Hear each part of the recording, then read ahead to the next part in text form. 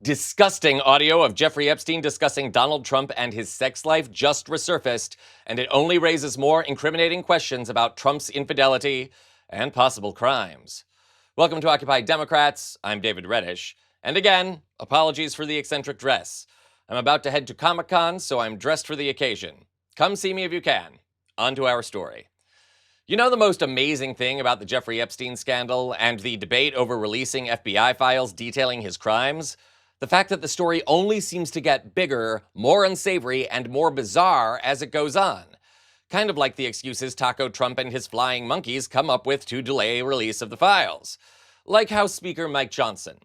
After several conversations with Trump, Johnson delayed a vote on the release of the Epstein files, a bipartisan one, mind you, by adjourning Congress yesterday. Today, he stammered to explain himself to reporters. There's no fear here. No, there's no fear. There's no fear. We're not going to allow the Democrats to use this as a political cudgel. Remember, they had 4 years. Hold on. The Biden administration held the Epstein files for 4 years. Not a single one of these Democrats or anyone in Congress made any peep about that at all. They could have brought a discharge petition at any point in the last 4 years. They chose not to. They waited until President Trump was elected. I think that's very suspect. And I will not allow the House to be drug into political gamesmanship. Promises that Republicans made to voters over Jeffrey Epstein. Why not more of a sense of urgency? Why not just hold a vote today? There's no point in having a vote today because the administration is already doing everything within their power to release them. They've gone to the grand jury. They've requested the courts to unseal the documents so that they can be released. The president himself has said all credible evidence should be put out to the American people while protecting the innocent. That's where we stand as well. There's no point in passing a resolution to urge the administration to do something that they are already doing. And so that's why we're going to let that process play out. This is not out of fear in any way. What we're trying to do is maximize transparency and stand for the truth. Let me say this, very important. We want every single person who was involved in any way in the Epstein evils to be brought to swift justice. We want the full weight of the law to fall upon their head. And I will do everything within my power to make sure that is possible. That process is underway right now, and we'll see how it plays out. You'll be happy to know that after concluding that press conference, Johnson practically ran from those reporters. I wonder why. Might it have anything to do with the newly surfaced audio of Jeffrey Epstein discussing Donald Trump? Stay with me here. It also seems obvious to everyone but Johnson at this point that he's risking his job by defending Trump and obfuscating on all of this. Does he not know how the world will view him if Trump's alleged involvement with underage women comes to light? Doesn't he know he is protecting pedophiles by doing this? It shows just how little control he has over his party and how bad he is at his job, frankly. But it appears he hasn't caught up to that reality either.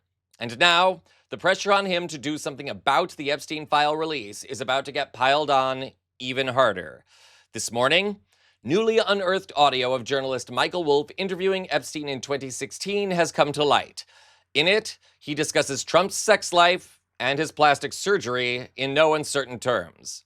Take a listen. Now, this is a longer clip, but make sure you listen to all of it. So how do you know this? That was close to straight. 10 years. So you probably know he had a scalp reduction.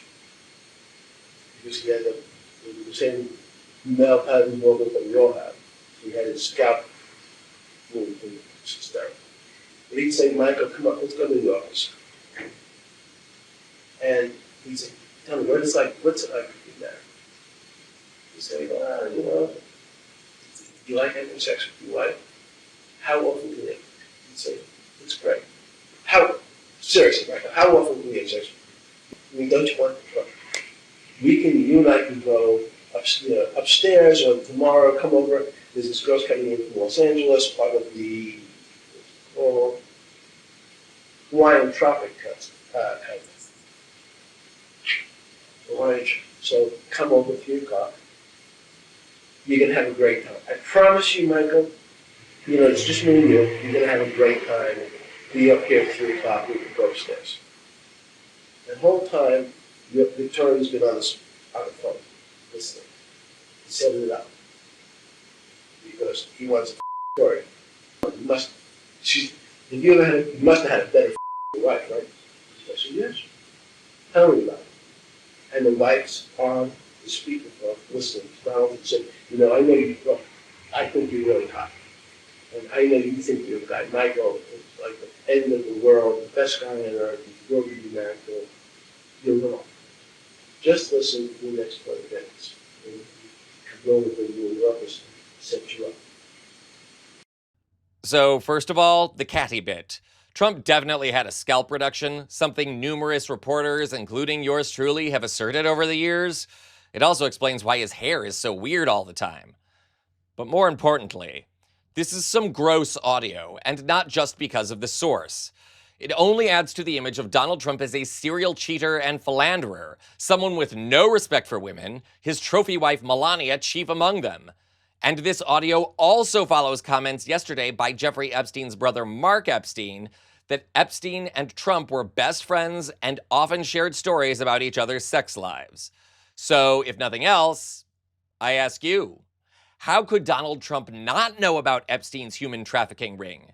This would seem to prove Trump knew about and covered up Epstein's crimes. And that says nothing of Trump's own alleged involvement. So there you have it, folks. Just like Watergate, a tape recording just ensnared an American president. Tick-tock, taco. This is Occupy Democrats.